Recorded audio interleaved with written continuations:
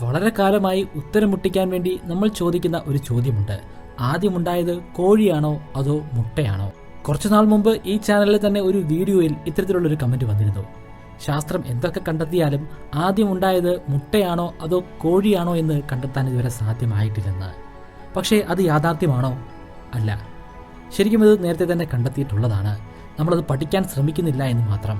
ഇന്നത്തെ വീഡിയോയിൽ നമ്മൾ അതിനെക്കുറിച്ച് തന്നെയാണ് സംവദിക്കാൻ പോകുന്നത്. ഒറ്റ വാക്കിൽ നമുക്കതിൻ്റെ ഉത്തരം പറയാൻ സാധിക്കുകയില്ല.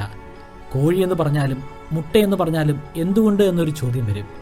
ആ എന്തുകൊണ്ട് എന്ന ചോദ്യം ഒഴിവാക്കണമെങ്കിൽ കുറച്ച് കാര്യങ്ങൾ നമ്മൾ മനസ്സിലാക്കേണ്ടതായിട്ടുണ്ട്. പ്രത്യേകിച്ചും ഒരു ചരിത്രം നമ്മൾ അറിഞ്ഞിരിക്കേണ്ടതായിട്ടുണ്ട്. ഭൂമി ഉണ്ടായിട്ട് എത്ര വർഷമായി? അത് ഏകദേശം 450 കോടി വർഷങ്ങളാണ്. ഭൂമിയിൽ ആദ്യത്തെ ജീവനുണ്ടായിട്ട് എത്ര വർഷങ്ങളായി? അത് ഏകദേശം 350 കോടി വർഷങ്ങളാണ്. ആദ്യത്തെ ജീവൻ എന്ന് പറയുമ്പോൾ ഇപ്പോൾ കാണാൻ സാധിക്കുന്നത് പോലുള്ള വലിയ ജീവജാലങ്ങളല്ല. ബാക്ടീരിയ പോലുള്ള അല്ലെങ്കിൽ വൈറസ് പോലുള്ള അല്ലെങ്കിൽ ഏതെങ്കിലും ഒരു ഫംഗൈ പോലുള്ള ഒരു ജീവജാലമായിരുന്നു ആദ്യഘട്ടത്തിൽ ഉണ്ടായിരുന്നത്. ആദ്യമുണ്ടായത് ഒരൊറ്റ കോശം മാത്രമാണ്. പിന്നീടത് വർഷങ്ങൾ കൊണ്ട് പരിണമിച്ച് ബഹുകോശ ജീവികൾ ഉണ്ടാവുകയായിരുന്നു. പിന്നെയും കുറേയധികം വർഷങ്ങൾ കഴിഞ്ഞിട്ടാണ് മുട്ടയിടുന്ന ജീവജാലം ഉണ്ടായത്. മുട്ടയിടുന്ന ജീവിയെ ഒവിപാരോസ് എന്നാണ് പറയുന്നത്. ഡിവോണിയൻ കാലഘട്ടത്തിന്റെ അവസാന ഘട്ടത്തിലാണ് ആദ്യത്തെ മുട്ടയിടുന്ന ജീവജാലങ്ങൾ ഉണ്ടായത്. ആദ്യഘട്ടത്തിൽ ജീവജാലങ്ങളെല്ലാം തന്നെയും ജലത്തിൽ തന്നെയായിരുന്നു. പിന്നീട് വർഷങ്ങൾക്ക് ശേഷമാണ് കരയിൽ ആദ്യത്തെ ജീവജാലം എത്തിച്ചേർന്നത്. ഇന്ന് നമുക്ക് ജലത്തിലും കരയിലും ഒരുപോലെ തന്നെ താമസിക്കാൻ കഴിയുന്ന ആംഫീബിയൻസിനെ അറിയാം. അവരായിരുന്നു ആദ്യമായി കരയിലേക്ക് എത്തിച്ചേർന്നത്. അവരെന്ന് പറയാൻ സാധിക്കുകയില്ല, അവരുടെ പൂർവികരായിരുന്നു. അത് മറ്റൊരു സ്പീഷീസിൽപ്പെട്ട ജീവജാലങ്ങളാണ്. പക്ഷേ കരയിലേക്ക് ആദ്യത്തെ ജീവജാലം എത്തിച്ചേർന്നത് 36 ലക്ഷം വർഷങ്ങൾക്ക് മുൻപായിരുന്നു. പക്ഷേ കരയിൽ അന്ന് എത്തിച്ചേർന്ന ജീവജാലങ്ങൾ മുട്ടയിടാറില്ലായിരുന്നു. പിന്നെയും കുറേയധികം വർഷങ്ങൾ പരിണാമത്തിലൂടെ കടന്നു പോയതിനു ശേഷം മാത്രമാണ് അവർ മുട്ടയിട്ട് തുടങ്ങിയത്. കരയിൽ മുട്ടയിടുന്ന ജീവജാലങ്ങൾ ഉണ്ടാകുന്നതിന് മുൻപ് തന്നെ ജലത്തിൽ മുട്ടയിടുന്ന ജീവജാലങ്ങൾ ഉണ്ടായിരുന്നു. ജലത്തിൽ മുട്ടയിടുന്ന ജീവജാലത്തെ നമുക്ക് ഇപ്പോഴും അറിയാം. തവള അതിന്റെ മികച്ച ഒരു ഉദാഹരണമാണ്. തവളയുടെ മുട്ട നിങ്ങൾ കണ്ടിട്ടുണ്ടോ? കരയിലുള്ള ജീവിയുടെ മുട്ട പോലല്ല ജലത്തിലുള്ള ജീവിയുടെ മുട്ട. ആ മുട്ടയ്ക്ക് കാഠിന്യമുള്ള ഒരു തോടൊന്നുമില്ല. ശരിക്കും ഒരു ജെല്ലി ഷേപ്പാണ് ആ മുട്ടയ്ക്കുള്ളത്. കാരണം അതിന് അതിന്റെ ആവശ്യമേ ഉള്ളൂ. ആദ്യത്തെ മുട്ടയിടുന്ന ജീവി ഏതാണെന്ന് ചോദിച്ചാൽ നമുക്ക് 100% കൃത്യതയോടുകൂടി ഉത്തരം പറയാൻ സാധിക്കുകയില്ല. പക്ഷേ ഏറ്റവും കൂടുതൽ സാധ്യതയും നമ്മൾ കൽപ്പിച്ചു കൊടുക്കുന്നത് സിനാപ്സിഡ് വിഭാഗത്തിൽപ്പെടുന്ന ജീവജാലങ്ങൾക്കാണ്. ഈ കാലഘട്ടത്തിൽ സിനാപ്സിഡ് നിലനിൽക്കുന്നില്ല. അവരുടെ പിൻതലമുറക്കാരും ഇപ്പോൾ ഭൂമിയിലില്ല. അവർ വംശനാശത്തിലൂടെ കടന്നുപോയവരാണ്. ചുരുക്കത്തിൽ എവല്യൂഷനിലൂടെ കടന്നുപോയതുകൊണ്ടാണ് കാഠിന്യമുള്ള പുറംചട്ടയുള്ള മുട്ടകൾ കരയിലുള്ള ജീവജാലങ്ങൾ ഇടാൻ തുടങ്ങിയത്. കാരണം അത്തരത്തിലുള്ള മുട്ടകൾ ഇട്ടില്ലെങ്കിൽ അവയ്ക്ക് നിലനിൽപ്പില്ല. അല്ലാതുള്ള മുട്ടകളൊക്കെ നശിച്ചു പോകുന്നതാണ്. എവല്യൂഷൻ തിയറിയിൽ ഇത്തരത്തിലുള്ള നിരവധി ഉദാഹരണങ്ങളുണ്ട്. നമുക്കൊരു ഉദാഹരണം എടുക്കാം. ഇൻഡസ്ട്രിയൽ റവല്യൂഷന് മുമ്പുള്ള ഇംഗ്ലണ്ട്, അതായത് ബ്രിട്ടന്റെ ആ കാലഘട്ടത്തിൽ വെള്ള നിറത്തിലും ഇരുണ്ട നിറത്തിലുമുള്ള മോത്തുകൾ അല്ലെങ്കിൽ ദിശാശലഭങ്ങൾ ധാരാളമായി ഉണ്ടായിരുന്നു. പിന്നീട് ഫാക്ടറികൾ വന്നു. ഫാക്ടറിയിൽ നിന്നും കാഠിന്യമേറിയ പുകകൾ വെളിയിലേക്ക് എമിറ്റ് ചെയ്യാൻ തുടങ്ങി. അതിനെ തുടർന്ന് പരിസരത്തുണ്ടായിരുന്ന മരങ്ങൾക്കും ചെടികൾക്കുമൊക്കെ ഇരുണ്ട നിറമാണ് കൂടുതലായി കാണപ്പെടാൻ തുടങ്ങിയത്. അങ്ങനെ വെള്ള നിറത്തിലുള്ള മോത്തുകൾ പെട്ടെന്ന് ആക്രമിക്കപ്പെടുന്ന ഒരവസ്ഥയുണ്ടായി. ഇരപിടിക്കാനായി എത്തുന്ന ജീവജാലങ്ങൾക്ക് വളരെ വേഗത്തിൽ തന്നെ വെള്ള നിറമുള്ള മോത്തുകളെ കണ്ടെത്താനും അതിനെ ഭക്ഷിക്കാനും സാധ്യമായി. അങ്ങനെയാണ് വെള്ള നിറത്തിലുള്ള മോത്തുകൾ ക്രമേണ ഇല്ലാതെയായതും താരതമ്യേന ഇരുണ്ട നിറത്തിലുള്ള മോത്തുകൾ ധാരാളമായി ഇംഗ്ലണ്ടിൽ ഉണ്ടാവാൻ തുടങ്ങിയതും.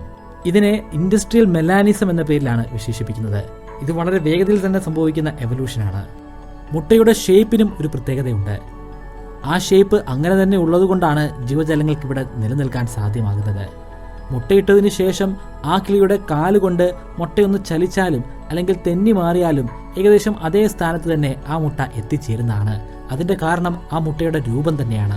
ആ രൂപത്തിലുള്ള മുട്ടകൾ ഇടാത്ത ജീവജാലങ്ങളും ഉണ്ടായിരുന്നു. പക്ഷേ അവയുടെ മുട്ടകൾ പെട്ടെന്ന് നശിച്ചു പോവുകയും ക്രമേണ അത് വംശനാശത്തിന് ഇരയാവുകയും ചെയ്തു. ചുരുക്കി പറഞ്ഞാൽ ആരും ഇത് നിയന്ത്രിക്കുന്നതല്ല. ആ കോഴിയോ അല്ലെങ്കിൽ ആ പക്ഷിയോ തീരുമാനിക്കുന്നതല്ല എനിക്ക് ഇത്തരത്തിലുള്ള മുട്ട വേണമെന്ന്. അത്തരത്തിലുള്ള മുട്ടയിടുന്ന ജീവജാലവുമുണ്ട്, അല്ലാത്ത രൂപത്തിലുള്ള മുട്ടയിടുന്ന ജീവജാലവുമുണ്ട്. അല്ലാത്ത രൂപത്തിലുള്ള മുട്ടയിടുന്ന ജീവജാലങ്ങൾ പെട്ടെന്ന് ഇല്ലാതെയാകുന്നു, അല്ലെങ്കിൽ അവ വംശനാശത്തിലൂടെ കടന്നു പോകുന്നു. മറ്റുള്ള ജീവജാലങ്ങൾക്കാണ് ഇവിടെ നിലനിൽക്കാൻ സാധിക്കുന്നത്. ഇപ്രകാരമുള്ള എവല്യൂഷനിലൂടെ കടന്നു പോയതുകൊണ്ട് തന്നെയാണ് മനുഷ്യൻ ഇന്ന് കാണുന്ന മനുഷ്യനായി മാറിയത്. ഇന്ന് ജീവജാലങ്ങൾക്ക് ഒരുപാട് പ്രശ്നങ്ങളുണ്ട്. ആ മുട്ട സൂക്ഷിച്ചു വെക്കുക എന്നുള്ളത് വലിയൊരു ദൗത്യം തന്നെയാണ്. മുട്ടയിട്ടതിന് ശേഷം അവിടെ എപ്പോഴും ഒരു കാവലായി തന്നെ ഉണ്ടായിരിക്കണം. അവിടെ നിന്ന് മാറിക്കഴിഞ്ഞാൽ മറ്റുള്ള ജീവജാലങ്ങൾ ആ മുട്ട നശിപ്പിച്ച് കളയുകയോ അല്ലെങ്കിൽ അത് ഭക്ഷിക്കുകയോ ചെയ്യുന്നതാണ്. അങ്ങനെയാണ് കൂടുതലായി കുഞ്ഞുങ്ങളെ പ്രസവിക്കുന്ന ജീവജാലങ്ങൾ ഉണ്ടാകുന്നത്. ആ ജീവജാലങ്ങൾ സ്വയം തീരുമാനിച്ച് അങ്ങനെ പ്രസവിക്കാൻ തുടങ്ങിയതല്ല. പ്രസവിക്കുന്ന ജീവജാലങ്ങളും ഉണ്ടായിരുന്നു, അല്ലാതെ മുട്ടയിടുന്ന ജീവജാലങ്ങളും ഉണ്ടായിരുന്നു. മുട്ട കൂടുതലായി നശിക്കുന്നത് കാരണം ആ ജീവജാലങ്ങൾ ഇല്ലാതെയായി. പിന്നീട് ഇവിടെ തുടർന്നു പോയത് കുഞ്ഞുങ്ങളെ പ്രസവിക്കുന്ന ജീവജാലങ്ങളാണ്. ഏറ്റവും കൂടുതലായി നമുക്ക് കാണാൻ സാധിക്കുന്ന മുട്ടയിടുന്ന ജീവജാലങ്ങൾ പക്ഷികളാണ്. കാരണം പക്ഷികൾക്ക് അവയുടെ കൂട്ടിൽ സുരക്ഷിതമായി തന്നെ മുട്ടകൾ ഒളിപ്പിച്ചു വെക്കാനായിട്ട് സാധിക്കും. മരങ്ങൾ അധികം ജീവജാലങ്ങളൊന്നും പ്രവേശിക്കുന്നതല്ല. അതുകൂടാതെ മറ്റ് ചില ജീവജാലങ്ങൾ വലിയ മാളങ്ങൾ ഉണ്ടാക്കി ആ മാളങ്ങളിൽ മുട്ട സൂക്ഷിച്ചു വെക്കുന്നുണ്ട്. അങ്ങനെയുള്ള ജീവജാലങ്ങളും തുടർന്നുപോയി. പരിണാമത്തിലൂടെ ഇങ്ങനെ വ്യത്യസ്തമായിട്ടുള്ള ജീവജാലങ്ങൾ എങ്ങനെയാണ് ഉണ്ടാകുന്നത്? അതിൻ്റെ കാരണം ജനറ്റിക് മ്യൂട്ടേഷനാണ്. നമ്മുടെ എല്ലാം ശരീരത്തിൽ DNA അടങ്ങിയിട്ടുണ്ട്.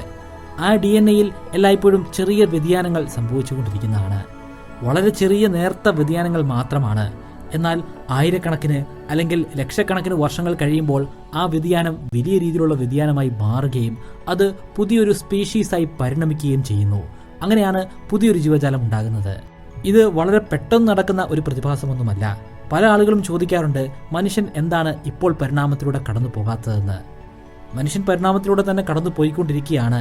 എന്നാൽ ഇപ്പോഴുണ്ടാകുന്ന ചെറിയ മാറ്റങ്ങൾ കുറേയധികം വർഷങ്ങൾ കഴിയുമ്പോഴാണ് വലിയൊരു മാറ്റമായി പരിണമിക്കുന്നത്.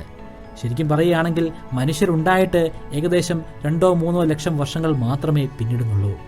അത് പരിണാമത്തെ സംബന്ധിച്ചിടത്തോളം വളരെയധികം ചെറിയൊരു കാലഘട്ടമാണ്. കുറേയധികം വർഷങ്ങൾ കഴിയുമ്പോൾ തീർച്ചയായിട്ടും മനുഷ്യനും മാറ്റമുണ്ടാകുന്നതാണ്. ചില വൈറസ് രോഗങ്ങൾ നമുക്കിവിടെ ഉദാഹരണമായി എടുക്കാം. വൈറസിനെ ഫലപ്രദമായി പ്രതിരോധിക്കാൻ ശേഷിയുള്ള ജീവജാലങ്ങൾ അല്ലെങ്കിൽ മനുഷ്യർ മാത്രമാണ് ഇവിടെ നിലനിന്ന് പോകുന്നത്. അല്ലാത്തവർ മരണമടയുന്നു. അതിൻ്റെ അർത്ഥം കുറച്ച് കാലഘട്ടം കഴിയുമ്പോഴേക്കും പിന്നെ ഭൂമിയിൽ ജീവിക്കുന്ന ജീവജാലമെല്ലാം ആ വൈറസിനെ പ്രതിരോധിക്കാൻ ശേഷിയുള്ള ജീവജാലമാണ്. വൈറസിന്റെ സാന്നിധ്യം കാരണം തന്നെ അവരുടെ DNAയിലും ചെറിയ വ്യതിയാനങ്ങൾ സംഭവിക്കുന്നതാണ്. ഇത്തരത്തിൽ വർഷങ്ങൾ കൂടുന്തോറും ഒരുപാട് വ്യതിയാനങ്ങൾ സംഭവിക്കുകയും അവർ മറ്റൊരു ജീവിയായി പരിണമിക്കുകയും ചെയ്യുന്നു. ഒരു മനുഷ്യക്കുഞ്ഞ് ജനിക്കുമ്പോൾ ആ കുഞ്ഞിൻ്റെ മുഖം ഒന്ന് കാണുക. ഒരു 10 വർഷം കഴിഞ്ഞുള്ള ആ കുഞ്ഞിൻ്റെ മുഖം ഈ മുഖമായിരിക്കുകയില്ല. 10 വർഷം കഴിയുമ്പോൾ പിന്നെയും മുഖം മാറുന്നു. ഇങ്ങനെ മുഖം മാറിക്കൊണ്ടേയിരിക്കും. പക്ഷേ കൃത്യമായിട്ട് ഏത് സമയത്താണ് ആ മുഖം മാറിയതെന്ന് നമുക്കൊരിക്കലും പറയാൻ സാധിക്കുകയില്ല. ഇതുതന്നെയാണ് പരിണാമത്തിൽ സംഭവിക്കുന്നത്.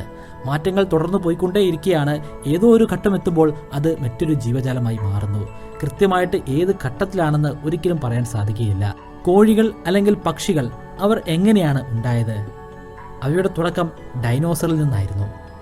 ഡൈനോസറിനെ നമുക്ക് 2 മേജർ ബ്രാഞ്ചുകളായിട്ട് തരംതിരിക്കാൻ സാധിക്കും. അതിലൊന്നാണ് സൗറീഷ്യ.